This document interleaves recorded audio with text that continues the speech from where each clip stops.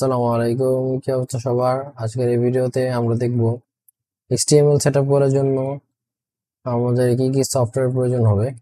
আচ্ছা, তো HTML setup করার জন্য আমাদের প্রয়োজন হবে বিশেষ করে দুইটি সফটওয়্যার সেট। একটি হলো যে কোনো একটি কোড এডিটর এবং অপরটি হলো যে কোনো একটি ব্রাউজার। সো এই ব্রাউজারের জন্য আমরা ইনস্টল করব ক্রোমটাকে। আপনি ফায়ারফক্স ইউজ করতে পারেন, আমার কাছে দুইটাই রয়েছে। সো আমি প্রেফার করবো আপনারা ক্রোমটা ইনস্টল করবেন। আচ্ছা, ক্রোমটা কিভাবে ইনস্টল করবেন যদি দেখাই দিই। যে কোনো একটি ব্রাউজার ওপেন করবেন। ব্রাউজার ওপেন করার পর ওখানে লিখবেন ক্রোম ডাউনলোড বা ডাউনলোড ক্রোম। তারপরে ফার্স্ট যে রেজাল্ট আসবে এখান থেকে জাস্ট ডাউনলোড করে নেবেন।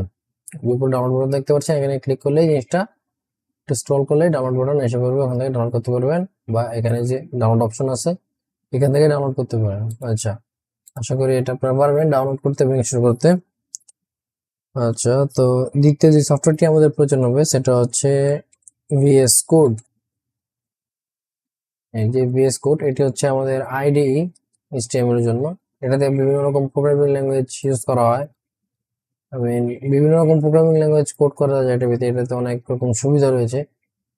অন্যান্য অনেক আইডিয়া রয়েছে, আপনারা চাইলে ওটা ইউজ করতে পারেন, কিন্তু এটাতে বয়লার প্লেট আবার অনেক রকম সুবিধা রয়েছে, এক্সটেনশন ইনস্টল করা যায় যার ফলে কাজ অনেক ফাস্ট হয়।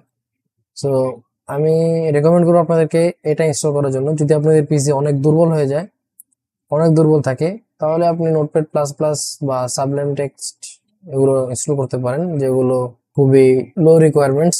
এটারও বেশি একটা রিকোয়ারমেন্ট না, এটা ইনস্টল করা যাবে, আশা করি যে কোনো কম্পিউটার এটা ইনস্টল হয়ে যাবে। আচ্ছা, তো এগুলো ইনস্টল করার পর আপনারা জাস্ট নেক্সট নেক্সট করে ইনস্টল করে নেবেন। ইনস্টল করার পর একটা ফোল্ডার ক্রিয়েট করবেন। ফোল্ডার ক্রিয়েট করে দিয়ে আবার প্রথমে ক্রিয়েট করি। জাস্ট রাইট ক্লিক করে নতুন ফোল্ডারে ক্রিয়েট করবেন। এটা আমি HTML টিউটোরিয়াল নামে এই ফোল্ডারটা আমি ক্রিয়েট করলাম। আপনারা যে কোনো নামে ক্রিয়েট করতে পারেন, ফোল্ডার না হলেও চলবে, সমস্যা নেই, কিন্তু ফোল্ডারটা ক্রিয়েট করে নেবেন। এটা ভালো, যখন আপনি লাইভ সার্ভারে এটা দেখবেন তখন সুবিধা হবে আপনার জন্য। আচ্ছা, ওটা লাইভ সার্ভার আপনি মনে হয় এখনো বুঝবেন না, সো ওটা সমস্যা নেই, আস্তে আস্তে বুঝে যাবেন। আচ্ছা, ফোল্ডারটা ক্রিয়েট করার পর আপনি যদি এখানে ভিএস কোডটা যদি ইনস্টল করে থাকেন ঠিক মতো, তাহলে রাইট ক্লিক করলেই open with VS code, open with code এটাতে ক্লিক করবেন। যদি অপশনটা থাকে তাহলে আপনার ফোল্ডারটা ডাইরেক্টলি এখানে ওপেন হয়ে যাবে। আর যদি এটা না থাকে তাহলে আপনি ভিএস কোডের যে আইকন থাকবে আপনার ডেস্কটপে, এটাতে ডাবল ক্লিক করে ওপেন করবেন। আমার ফোল্ডারটা আগে থেকে ওপেন হয়েছিল, ওপেন করেছিলাম একবার, তাই এটাকেও দেখাচ্ছি। আমি যদি এখান থেকে এটাকে, আচ্ছা, তো দেখায় আপনাদের এরকম কোনো কিছু থাকবে না, ফোল্ডার ওপেন থাকবে না, নর্মালি একটা ব্ল্যাঙ্ক স্ক্রিন থাকবে। তো এখান থেকে হ্যাঁ, এই যে এরকম থাকবে আপনাদের। আপনি যখন নর্মালি ডাবল ক্লিক করে ওপেন করবেন এটাকে, তখন এটা এরকম থাকবে।